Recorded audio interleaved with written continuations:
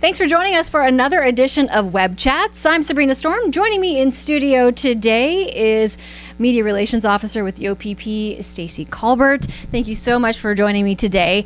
We want to talk about back to school. It's that time of year, and with that comes a change in how people behave out on the roads. You know, you're going to see lots of kids walking to school, buses, and that sort of thing. So what are some things that people really need to be aware of as we approach school?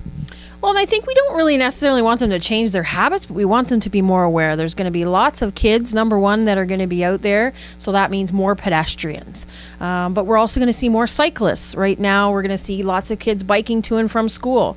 So drivers really need to be patient. We want them to get to their destination safely, but if you're choosing to be late for work the first day of school, you're probably going to be late for work. You have to adjust your schedule according to the bus routes as well.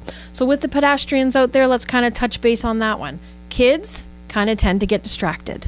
So as a driver out there, we want you to make sure that you're watching for those kids, possibly darting out in front of traffic, maybe walking a little bit more slowly or a little bit of a pokey walker when it comes to the intersection.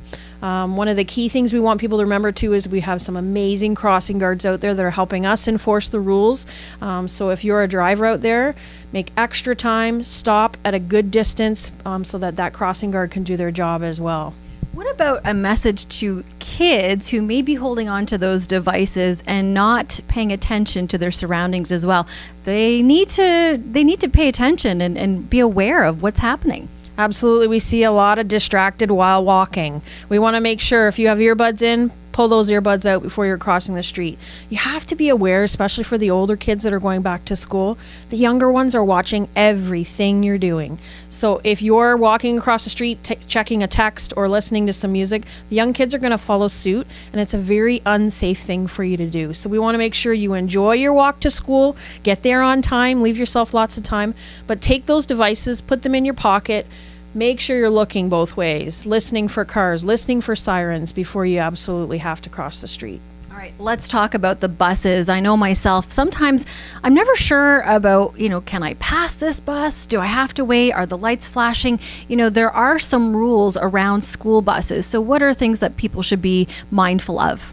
If you see a bus and the lights are activated, then you need to stop. People need to be aware of that the hypersensitivity of those bus drivers. They are going to be having their heads on a swivel watching for those children to get on their bus and off their bus safely. If they see you edging close to them, a good distance is 150 meters away, so it allows those children to walk safely in front of that school bus. There's a lot of offenses that can occur in a short, quick period of time, so we want people to make sure that they're stopping where they're supposed to be stopping. When in doubt, if you see a bus, come to a stop and then proceed when you believe it to be safe. Aside from the offenses, we don't want a tragedy to happen, especially with children just trying to get home or get to school. Absolutely. They have an important job to do, those bus drivers, and that's a good point to make sure you talk to your children too about safety on the bus. Those bus drivers don't need to be listening to a bunch of kids yelling on the bus, distracting them. Their job is to get all of those kids safely to and from school. So again, there's going to be a lot more buses out there in the next couple of weeks, so make sure that you're adjusting your time getting to work. School bus zones and school bus routes are going to interrupt your regular flow of traffic that you've been getting used to over the summer. All right. Stepping aside from the traffic, let's talk about stranger danger. And I know, people sort of use the term loosely now. I feel like it's sort of lost its oomph, stranger danger, but it is still an important conversation to have with our kids before they head back to school. Absolutely. The Woodstock, obviously, it's a community that's been, in the past, we've had a huge event that's happened here that we really need to be mindful of. We have had abductions here in Woodstock that turned tragic. We want people to be mindful, have a conversation with your children. Teach them how to scream. If you are talking to your kids that are maybe even starting into high school, they can be extra vigilant and they can be out there looking on the roads for things that are unsafe. a 14-year-old may see a suspicious car and report it to the principal when they get to school, whereas a 6 or 7-year-old or 8-year-old may not think that behavior is suspicious. So we want everybody to be mindful. The entire community needs to be mindful. For kids, again, you want to have a safe word. I know a lot of times you'll see in the movies and they give kids safe words, and it's a really important thing. Criminals are out there.